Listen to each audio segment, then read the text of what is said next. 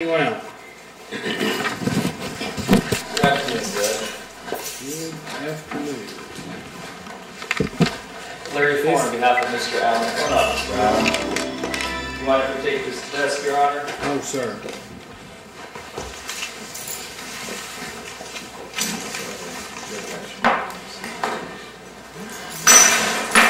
We are here today, Your Honor, I'm sure you're aware, on a defense motion to suppress due to lack of probable cause to arrest Mr. Allen for DUI. I was handed two cases. Which case are we here on? Same case, there was an appeal on a prior ruling.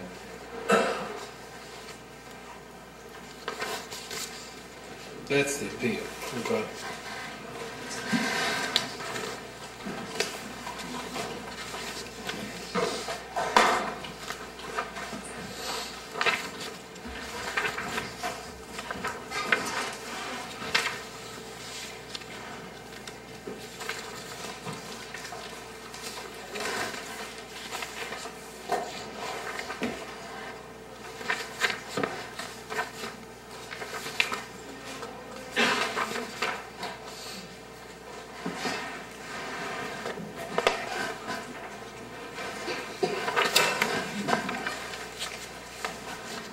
So the first motion was just whether or not the 10-year look-like window should apply.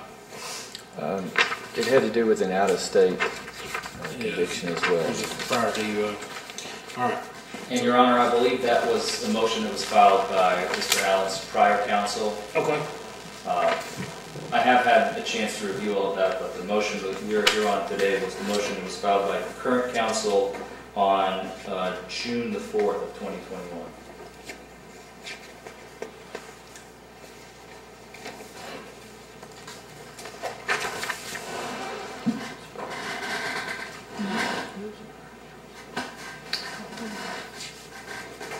And Mr. Foreman, you ready to proceed? Yes, Your Honor. Mr. Logston? I am. I would just like to see if we can narrow the issues here. I Okay. believe that the motion details a challenge concerning the operation element under Wells v. Commonwealth. Is that a fair summation? Yes, that is accurate. Okay. We are contesting the fact that Officer Newton in this case did not have probable cause to arrest Mr. Allen for DUI because the Commonwealth is missing a crucial element of DUI, which is operation. We are not contesting intoxication at this hearing. We'll reserve our right to contest that at a later point if we choose to do so. So you're just, ultimately it boils down to operations? Yes, sir. Okay. Is that narrow enough for you? Yes. All right. You ready to proceed? Yes. Call the first witness. Evelyn Clark. Ms. Clark, come on up, man.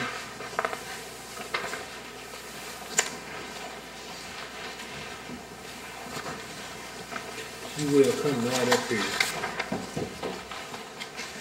Yeah, come right outside. Raise your right hand first. You swear and affirm the testimony you're about to give before the court to be the truth, whole truth, and nothing but truth, so help you God. I do. All right. Just have a seat right there in front of me, and there's that black box with the red light on it. That's a microphone. If you'll speak into that, everybody should be able to hear you. And if you will, please state your name and address for me for the record. Evelyn Clark, 210 Central Avenue, Litchfield, Kentucky. Mr. Logston. Thank you. Ms. Clark, where are you employed? Center Court Gas Station. Okay. And were you employed there back on September 23rd, 2018? Yes, I was. Do you recall the events of that evening? Yes, I do.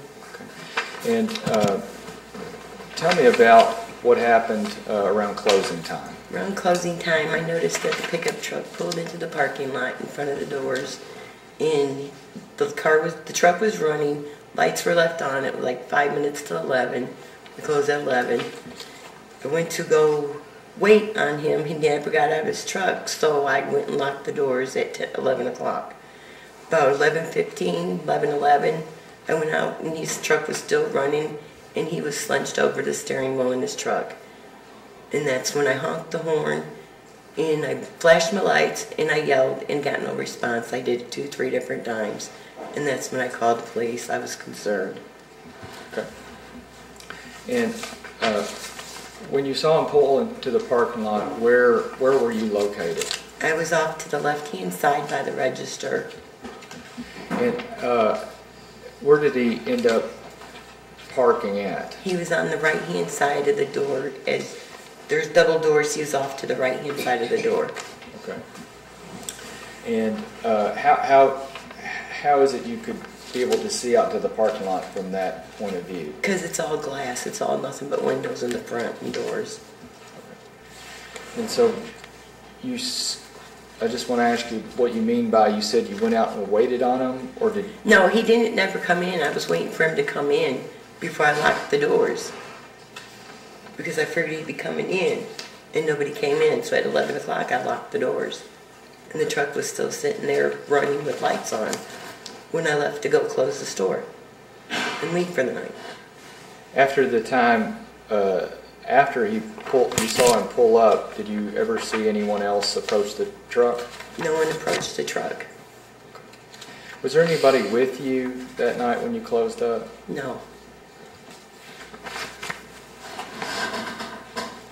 Were you there when police arrived? Yes. Okay. How many police officers arrived, if you remember? 2 or 3, I can't remember quite. I know it was at least 2. Okay. What happened after they arrived? I left. You left? Yeah, I told him what I saw, and then I left. Okay. Do you remember the officer to my left? Yes. Okay. Did you speak to him or another officer? I believe it was him I spoke to that night. And then I left. They told me I could go home. Okay. I didn't have to stay. But they came back the next morning. One of them didn't have me write this, what happened that night. Okay. How long did you speak with this officer Wasn't where you very left? long. Not long at all. And what did you all discuss? I just told him what I seen, that I was concerned that something was wrong with him because he was hunched over the steering wheel. I wasn't trying to get nobody in trouble. Okay. I'll pass the witness. Mr. Foreman? Thank you, Your Honor. Ms. Clark, you stated that the truck arrived shortly before closing time. Correct. That is your recollection. Correct. What color was the truck? Oh, Lord. Blue, I think. I can't remember. It's been 3 years ago.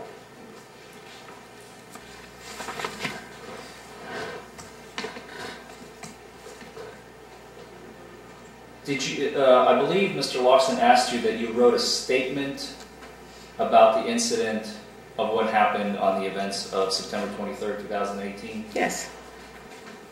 Did you have a chance to review that statement before coming to court today? Yeah. Did you have a chance to review that statement today before testifying? Well, I've got the report right here in my hand. It doesn't say what color the truck is in it. I just said what I told you. That I honked the horn. I'm asking you the question of, have you reviewed the information prior to coming to court this morning? I overlooked my report, yes.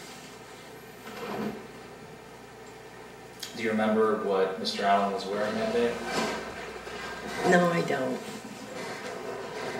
Do you wear a watch, Ms. Clark? No, I don't.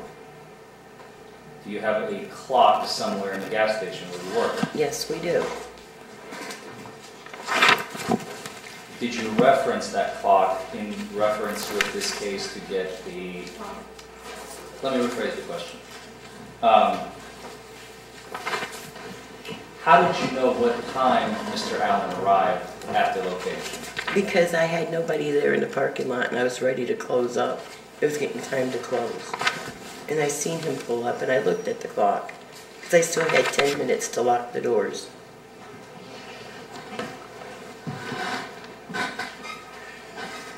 What time did you come into work that day? 3? 3 p.m.? Yes. So it was an 8-hour shift? Yes.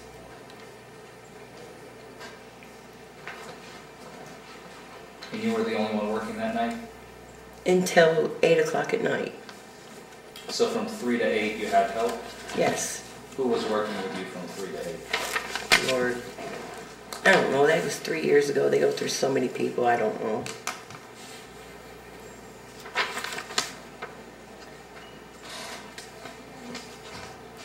You said that at least 2 officers showed up after you called the police, correct? Correct, to my knowledge, yes. That I can remember. So there could have been more? There could have been. You just don't remember? No, it's been too long ago.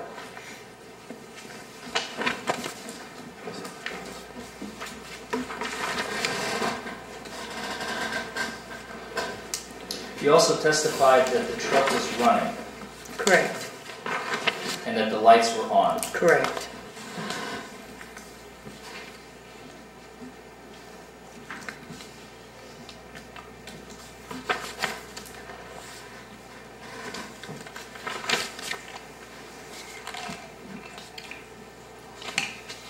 If I may have a moment, Your Honor. Sure.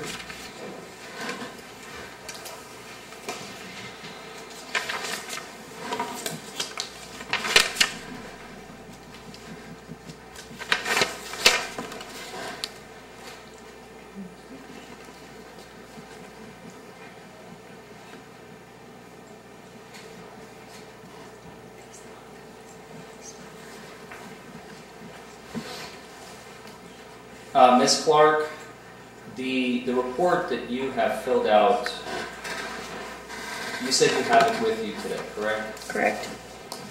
Could you please read the date on that report? 8/23/18.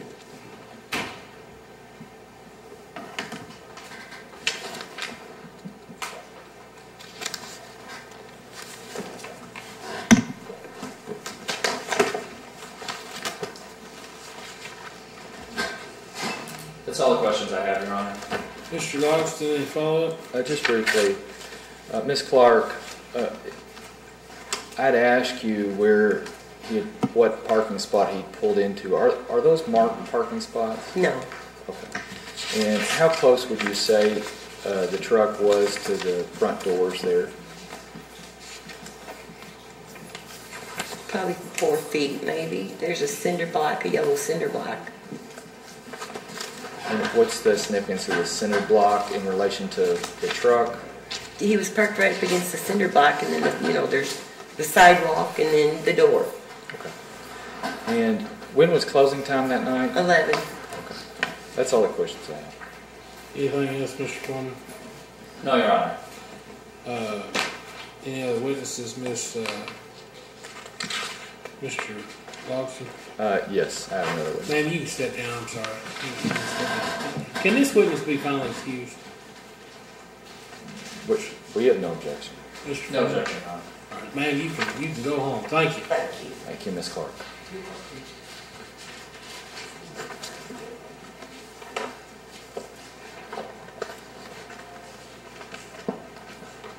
Mr. Logston, your next witness. Officer DJ Newton. DJ?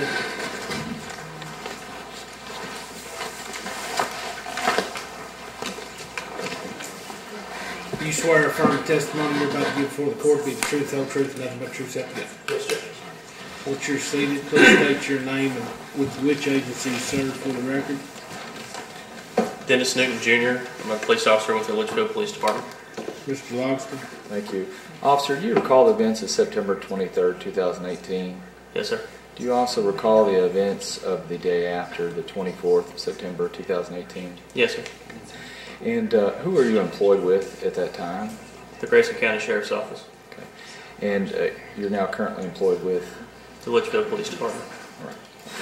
Now, did you receive a call to go to Center Court here in Litchfield concerning a driver?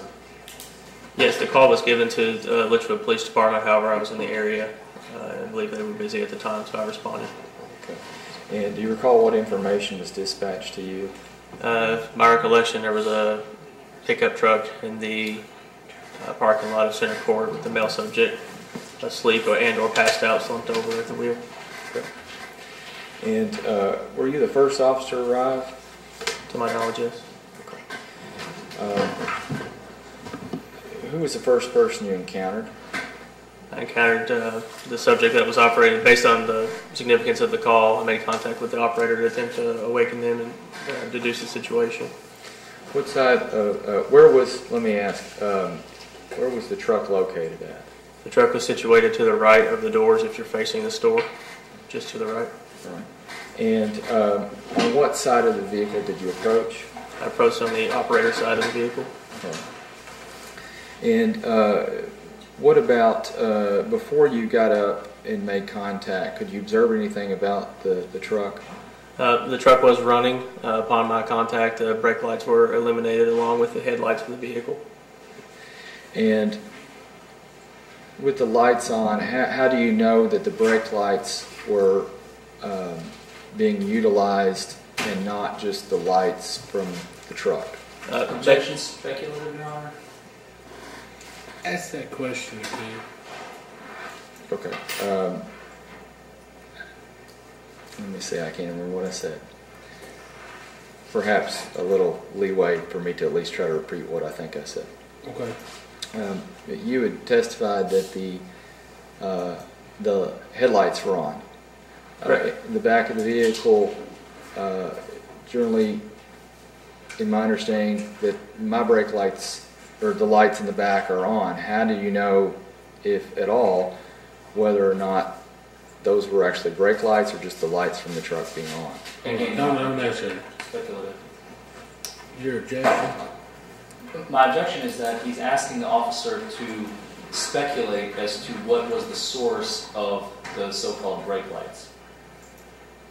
We asked his question was, how did he know if they were the tail lights or the brake lights? And if he can answer that overall. Thank you, Your Honor. Based on my experience, and I mean, I stare at taillights all night long. I work third shift. Your lights are on. And when you initiate the brake, they become illuminated, as well as there is a third light on most vehicles that is called the third brake light. When the brake lights are put into effect, that light becomes illuminated as well. Is it your testimony that you observed that third light on this vehicle? That's correct. Okay. What kind of vehicle was it? It was a green in color Ford F-250 truck. And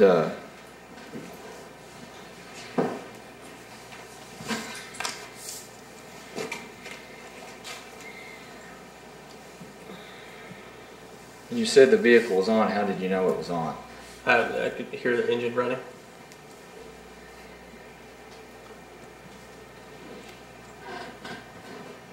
When you approached the vehicle, where was Mr. Allen? Mr. Allen was situated in the driver's seat of the vehicle. By situated, you mean he was just sitting there? He was seated in the driver's seat, yes. Okay. And how did he appear to you? How did his positioning of his body appear to you? As stated by the caller, the subject was slumped at the wheel, appeared to be either passed out or asleep.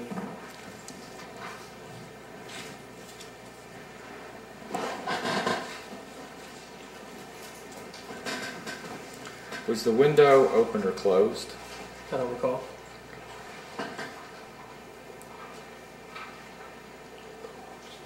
And did you, what happened when you approached Mr. Allen?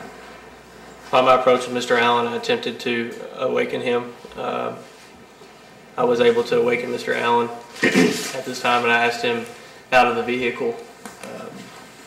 He didn't answer, just began to look around as if to gain his bearings. Eventually, Mr. Allen did exit the vehicle at that time. Okay. And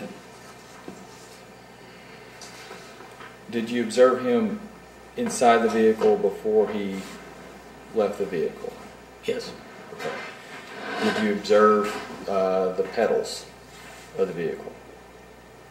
Upon opening the door, I could observe the pedals at that time once Mr. Allen opened the door. Okay. Did you see his feet on them or not? It's in my report that Mr. Allen had his foot on the brake, yes. Okay. Did, once he got out, what was his demeanor? Mr. Allen was disheveled in his appearance. He was unsteady on his feet. He had glassy, bloodshot eyes. Appeared to be under some sort of intoxicant based on my experience. Okay. Let's see. Did he make any statements to you? In speaking with Mr. Allen, I asked how he had gotten to center court, and he advised me he had gotten a ride. Did you make any statements concerning his being asleep? No, sir.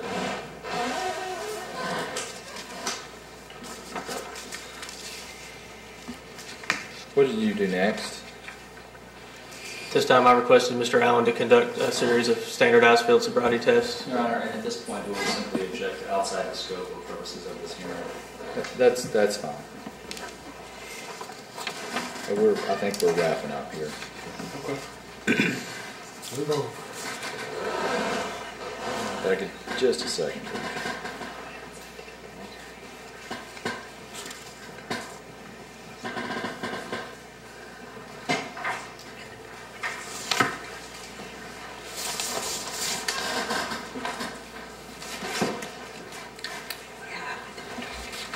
While you were out there on the scene, did anyone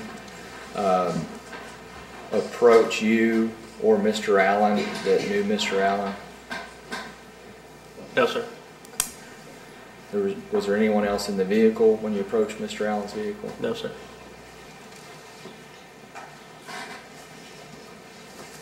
Was it Mr. Allen's vehicle?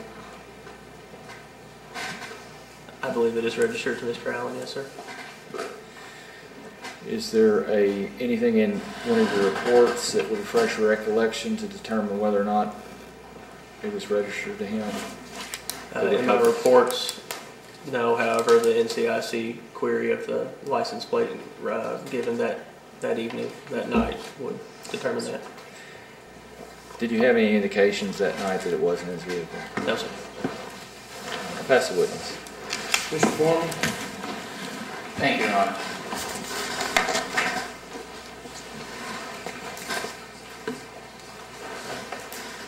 Officer Newton, when you arrived on scene to address the call by the clerk, Miss Evelyn Clark, how many officers arrived with you? I believe I arrived first. As Ms. Clark stated, it has been 3 years, but I do know that there was Deputy Dylan Bond was with me within short order. And it's also noted that Deputy Rance Hubry and Officer Taylor Logston arrived on scene. So a total of about 4 officers at least? Yes, sir. To your recollection? And are they all with the same department? No, sir. Do you recall which departments they were in at the time? Myself, Deputy Bond, and Deputy Hubry all worked for the Grayson County Sheriff's Office. Officer Logston was employed by the Litchfield Police Department at the time. You said you were the first one who arrived on scene. Yes. You were answering the 911 call that was initiated by Ms. Evelyn Clark. Yes. The 911 dispatch, correct? Yes, sir. Upon your arrival at the convenience store, you saw Mr. Allen's truck, correct? I saw a pickup truck, yes. A pickup truck. You didn't know who it belonged to at the time, but you later deduced it is Mr. Allen who was inside the truck, correct? Correct. And that was the green F-250 pickup, correct? 2005, yes. 2005. At the time of your arrival, the truck was parked, correct? It was in a parking spot, yes, sir.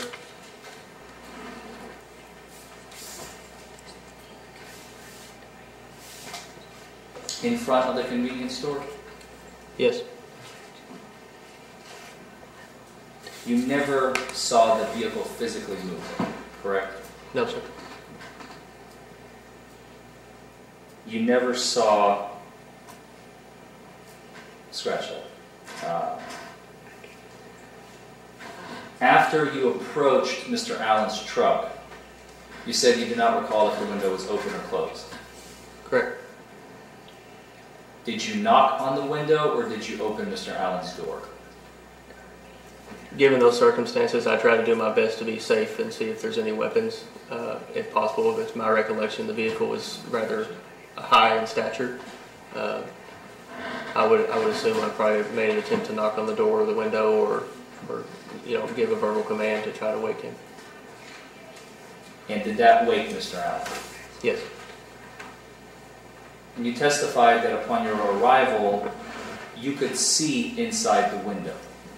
Yes. See Mr. Allen, correct? Correct. And you testified that he was slumped over the wheel. Yes. Which is the same thing that the information that was received to you by 911 dispatch from the clerk. Correct. And you testified that Mr. Allen was, quote, either asleep or passed out, end quote. Correct. He was seated in the driver's seat. Correct.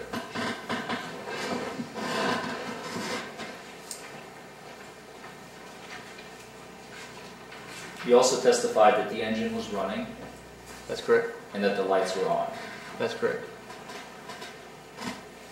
You also testified that the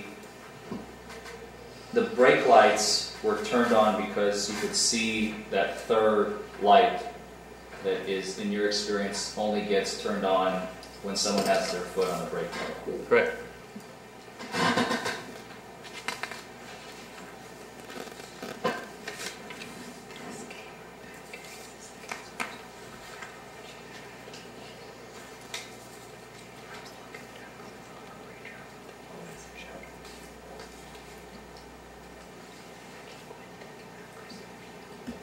In your entire encounter with Mr. Allen, you never witnessed the truck moving, correct? That's correct.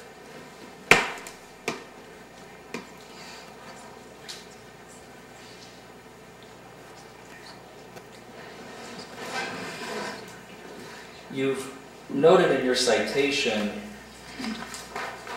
that after Mr. Allen's arrest, you had a chance to search his vehicle as incident to arrest, correct? That's correct. And you found, and correct me if I'm wrong because this was not elicited during direct examination, but I'm going based on your citation.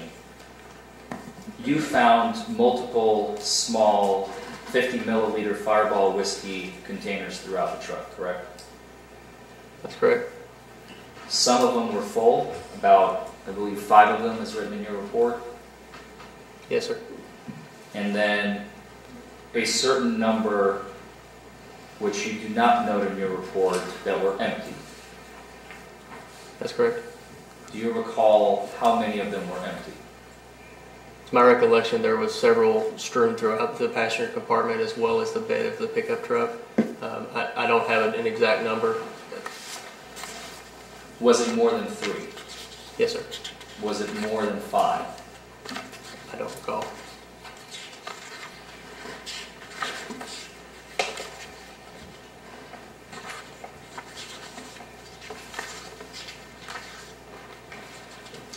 Did you collect that evidence, or did you simply take photos of it? Photographs.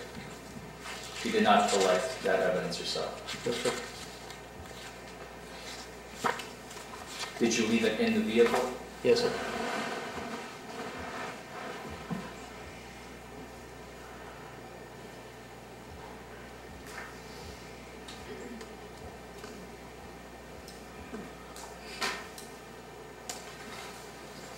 I may have a moment, Your Honor. Absolutely.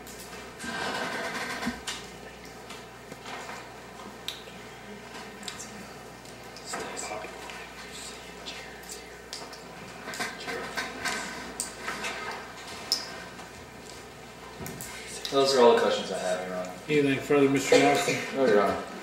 Can this witness finally be excused? Yes. All right, DJ, you can take off. Thank you. Any other witnesses? No, Your Honor. Mr. Forman, any witnesses? Yes, Your Honor.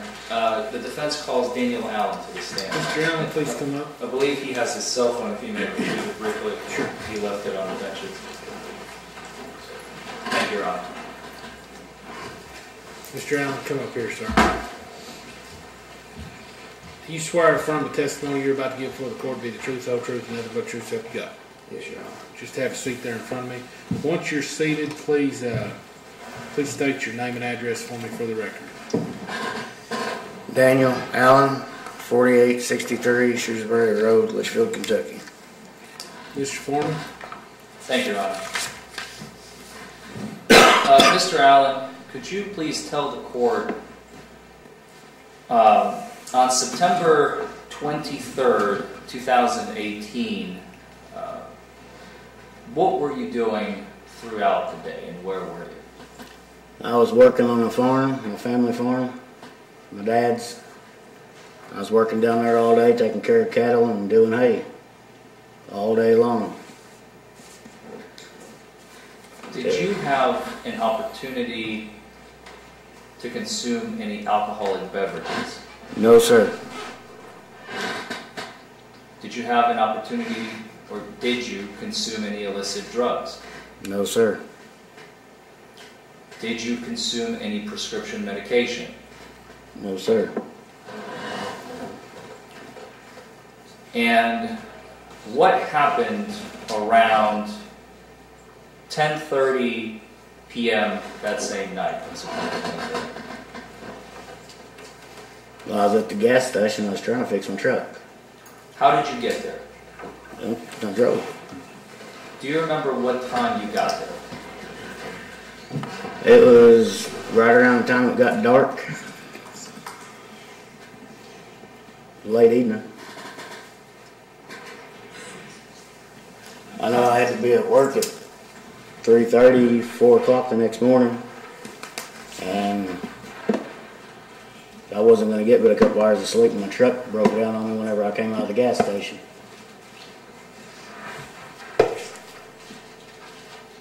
So how did the truck get to the gas station?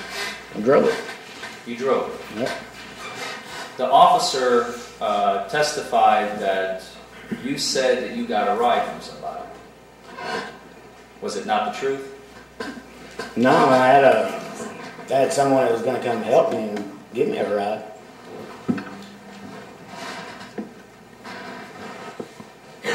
Are you referring to after you arrived and parked the truck, or Yes. beforehand? After I arrived and parked the truck. How long were you parked at the gas station? I was there several hours because I couldn't get my truck running. And I worked on it, and I was even covered in diesel, and I'm sure the officers will, the one that took me in or arrested me in the car, will even say that I smelled like diesel. I was covered in diesel where I was working on the truck. When did you actually find out that the truck was inoperable, broken? Whenever I come back out of the gas station and tried to start it, What did you go into the gas station for? I needed a funnel and some cigarettes. Was the funnel going to be used to assist you in repairing the truck? Yep, well, I needed it for my fuel can that was in the back of my truck because that funnel was broke.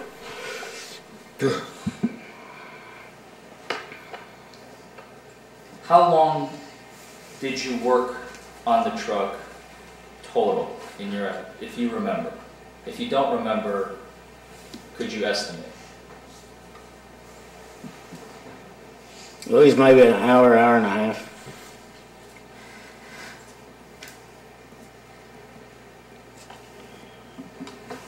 Let's say probably an hour.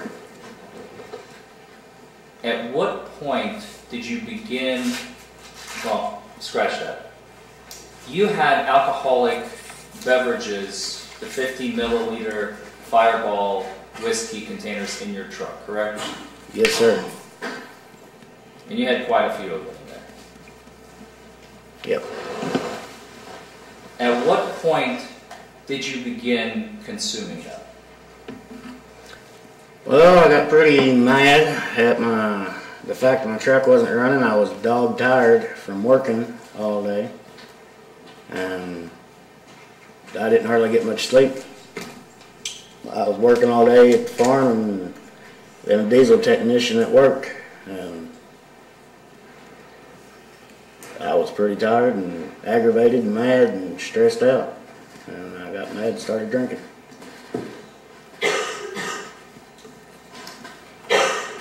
Have you operated the truck in your intoxicated state? No, sir. Officer Newton testified that upon his arrival, you were passed out at the wheel, asleep, slumped over the wheel, with your foot on the brake, sleeping. Is that an accurate statement? I was asleep, yeah. Got my foot. I don't recall my foot being on the brake. And what were you waiting on? I was waiting on my nephew and niece. Who were going to do what? Help me get my truck moved. They lived a couple miles down the road, and I was trying to call them, get a hold of them, and I just got tired and passed out. Was it ever your intent to drive the vehicle after you consumed the Fireball whiskey? No, I was not going to drive it.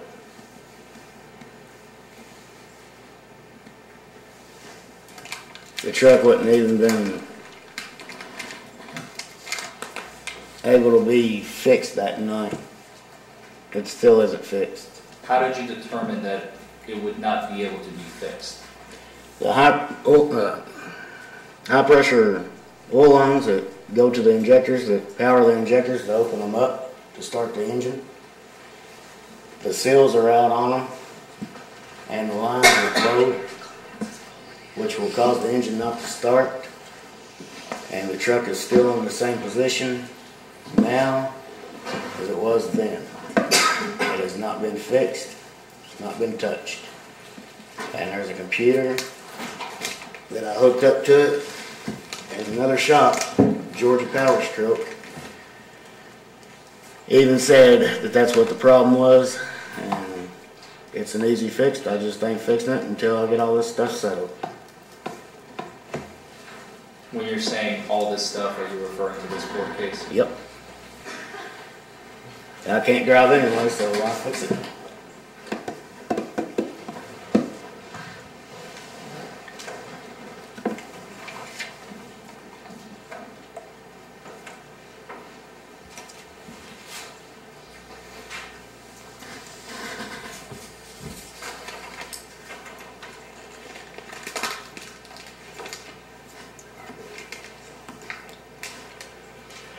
Those are all the questions I have, Your Honor.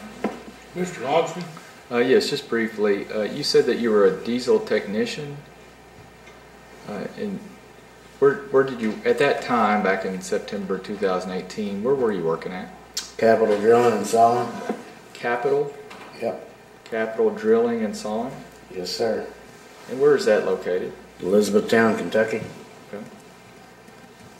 And did you work that day there? Nope. I was supposed to be in at 3:30 the next morning.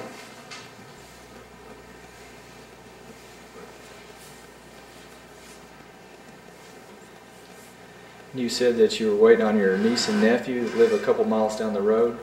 Who are they? Kylie Miller and Brandon Meredith. Were you able to get a hold of them that night? I talked to Brandon. Brandon was trying to get a hold of someone to babysit his kid. And I never got a hold of Kylie.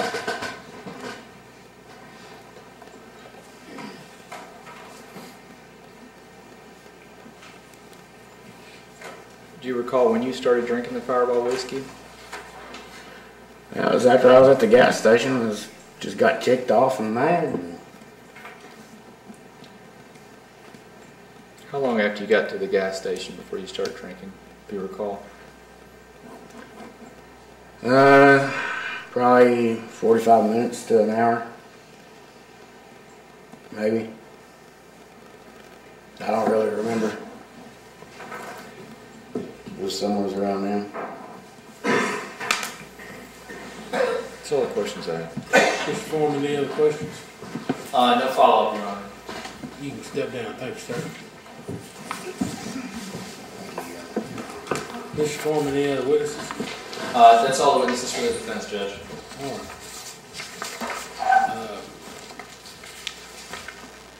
How are you wanting to do this? Do you want to submit a brief? We'd be happy to submit a brief, Your Honor. Mr. Lawson? Yeah, we would request a briefing schedule so that we can go through the details of the testimony today. You want, I mean, I would say we could hurry up and do this, but this is a 2018 case, so it's set around for a while anyway. Well, Judge, we also have a trial scheduled for the beginning of this next month. I had spoken to Mr. Foreman's associate about it. Even if the court was able to take this under submission quickly, we still have an issue with our lab technician being subpoenaed in a prior case. So we have an upcoming date at the beginning of August, but we still think there needs to be appropriate time for the court to review this submission. When's the trial date? I believe it's set for August the 2nd, which is Monday. I can tell you I'm not going to be able to issue a ruling by August 2nd. We figured as much, Your Honor, and we were made aware by Mr. Loxton of the issue with the technician. We were not going to object to a continuance. Okay. I believe Ms. Shipley had some initial conversation with Mr. Loxton. Ms. Shipley is one of my associates, Your Honor. Tracy. Went to law school. Small world. Yeah. And I believe the date that was initially contemplated was September the 20th, but unfortunately it does not work for our office, and we're looking to find a new date. Why don't we do this? Let's get your motion to suppress ruled on, and then we'll set trial if you need to. Sounds good, Your Honor. You want 30, 30, and 10? That's fine.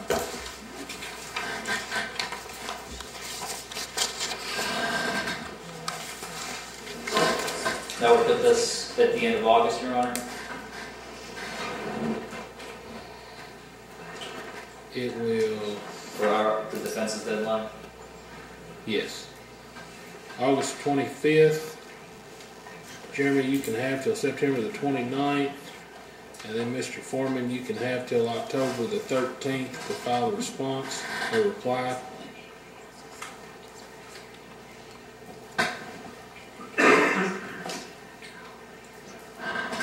That works, Your Honor. And would you like us to e-file it or submit it in some other way? whichever, you can e-file it if you choose to. Just folks on the 13th, if everything's filed, you all let me know so I can come get the file. October 13th, yes. And then we'll schedule a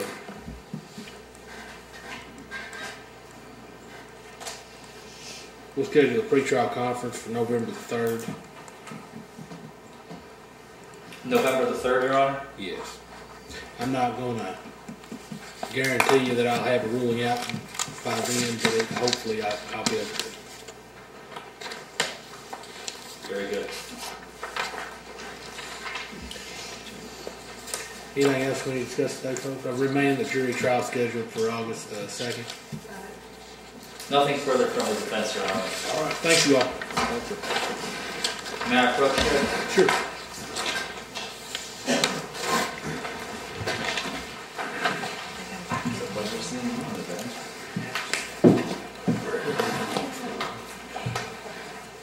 It's been almost exactly, well, no, not exactly, but it'll be 11 years in November. I knew it, but I couldn't place it. Should you practice a little?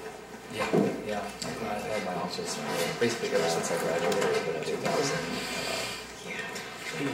He wasn't 13. He I wouldn't say interned, I guess. For about 20 minutes. I just randomly showed up. You live in Maryland? Yeah, yeah.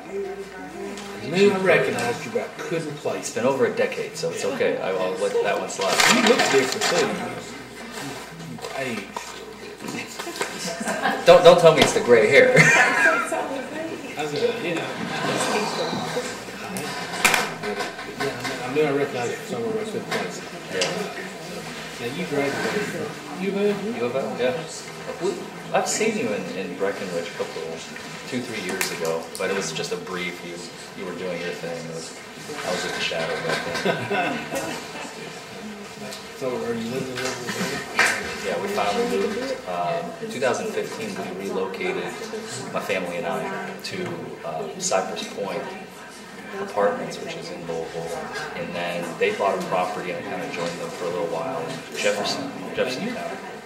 Is it your parents that were from Breckenridge or is it your grandparents? Neither. We moved there in 05, bought a horse ranch, but my parents. Okay. I knew you had somebody that lived there. Yeah, my parents. But they bought that 100-acre farm up of 144 by the Country Corner Market. He was our neighbor. He was our adjacent, immediate neighbor to the left. And November of 2010, after my first semester of law school, I showed up unannounced, said, "Hey, is there anything I can do?" Never forget it. That's been a long time ago. And then that summer, I got a chance to intern for Judge Burke in Jefferson. So I got a chance to see like the dichotomy of what it looks like in a small town versus the conveyor belt. I think you told me about it, the conveyor belt. That was your words. I still remember that. It's a lot different. Yeah, it was good to see you. Won't disturb you anymore, Judge. You haven't heard enough from me. You too. Good seeing you. It is a small world, as you said. Isn't it? Yeah.